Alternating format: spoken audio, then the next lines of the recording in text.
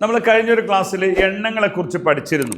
എണ്ണങ്ങളെക്കുറിച്ച് നമ്മൾ പറയുമ്പോൾ നമ്മൾ 100ൻ്റെ മേലേക്കാണ് 100ന് എക്സോ എന്നറിയും, പിന്നെ 120 എക്സോ ബീസ്, അങ്ങനെ 110 എക്സോ ബീസ്. കാരണം ഞാൻ പറഞ്ഞിരുന്നു ഈ 10കളെ എണ്ണം പഠിച്ച പിന്നെ എളുപ്പമാണിത്. 120 130 140 150 അങ്ങനെ വരും, 150. ഓക്കെ, ഇനി അങ്ങനെ പോകും 150 160 160 അങ്ങനെ പോകും.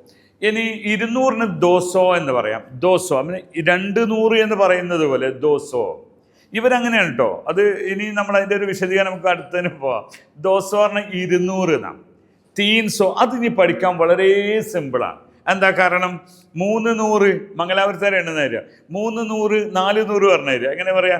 300 300, 400 500, എളുപ്പമായില്ലേ? 600 700 800 900 1000. പിന്നെ അതിൻ്റെ 1000ന് മേലേക്ക് പോകുമ്പോൾ അവിടെ നമുക്ക് 1000 100 എന്ന് പറയുന്നതിനേക്കാൾ 1100 എന്ന് പറയും.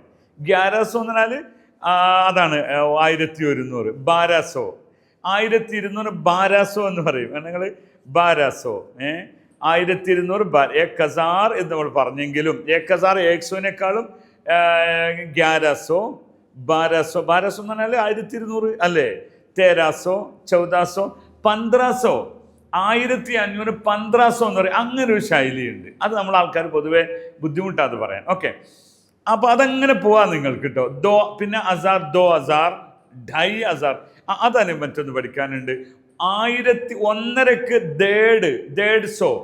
150 എന്ന് പറയും. ഇപ്പം 150ന് 150.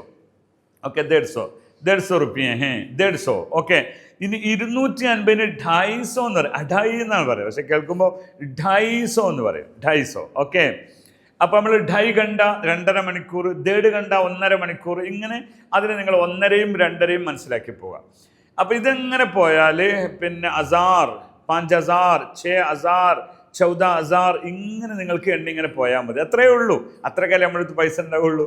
ഇനി പിന്നെ ഒന്നാമത്തത് എന്ന് പറയാൻ പഹ്ലെ, രണ്ടാമത്തത് ദൂസ്ര, മൂന്നാമത്തത് തീസ്ര, പിന്നെ ചൗത്ത വരെ എത്തിയാൽ, ചൗത്ത എന്നാൽ നാലാമത്തതാണ്. ചൗത്ത ബാർ, നാലാമത്തെ പ്രാവശ്യം. പിന്നെ ഒക്കെ സുഖം. പാഞ്ച്വാ അഞ്ചാമത്തത്, അങ്ങനെ ചെട്ടുവാ സാത്വാ 8വാ 9വാ ഇങ്ങനെയാണ് ആ പോവുക. അത് നിങ്ങൾക്ക് ക്ലിയറായി മനസ്സിലാവുന്നതായിരിക്കുന്നു. അപ്പോൾ 8ാമത്തത് തന്നെ 8വാ എന്ന് പറയും, 6ാമത്തത് ചെട്ടുവാ എന്ന് പറയും. ഓക്കെ, അതൊക്കെ ഒന്ന് ശരിക്കും പഠിച്ചാൽ മതി. ഒറ്റ പോയിന്റ് കൂടി പറഞ്ഞ് അവസാനിപ്പിക്കാം. പിന്നെ നമ്മൾ അരക്ക് ആധ എന്ന് പറയും.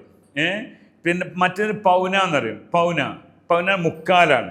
സവ എന്ന് പറഞ്ഞാൽ കാലാണ്. അതും പിന്നെ പാവും എന്ന് പറയും. ഓക്കെ, ഇങ്ങനെ കുറേ ഉണ്ട്. അപ്പോൾ അത് നമുക്ക് വിശദമായിട്ട് നമ്മൾ നമ്മുടെ ക്ലാസ് റൂമിൽ പഠിപ്പിക്കുന്നുണ്ട്. ഈ ചെറിയ സമയം കൊണ്ട് ഇത്രയും വലിയ സംഗതിയിൽ പഠിച്ചുണ്ടാക്കാൻ സാധിക്കൂല. എല്ലാവരോടും പറയുന്നത് ഹിന്ദി യൂനി നിങ്ങൾക്ക് വേണ്ടി ഒരു കോഴ്സ് തന്നെ തുടങ്ങുന്നുണ്ട്. എല്ലാ ആഴ്ചയിലും പുതിയ ബാച്ച് ഉണ്ട്. മറക്കാതെ ജോയിൻ ചെയ്യുക. ആപ്ക ധന്യവാദ്, ബഹുത് ശുക്രിയ.